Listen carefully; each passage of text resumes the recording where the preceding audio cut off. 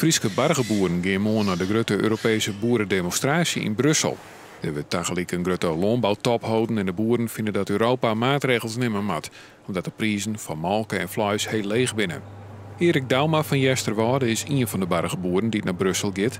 En voor hem bent er een grote probleem in de barghouderij. Wat je ziet, doordat wij behoorlijk wat kosten gemaakt hebben met de investering, dat wij wat eerder in het dal raken en wat later er weer uitkomen. Ja, dat houdt geen stand. Daar moet wel iets aan gebeuren. De kosten gaan omheen, maar de barghouderij smiet minder yield op.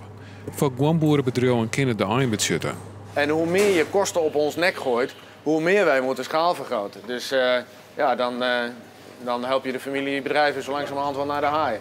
Daarom moet de Europese Commissie maatregels nemen. Staatssecretaris Sharon Dijksma gaat naar de landbouwtop en zij zal ervoor zorgen dat het voor de barghouders weer makkelijker wordt. We hebben wel zoiets van Dijksma, kijk om je heen.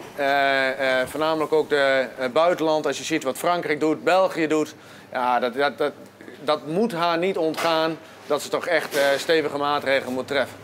De Nederlandse concurrentiepositie, in vergelijking met het buitenland, maar dus eerlijker, zo vinden de barghouders.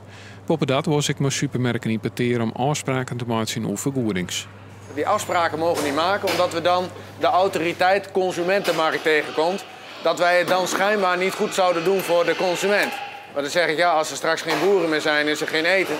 En dan moet je het uit ver weg halen. Dat zou toch een beetje jammer zijn.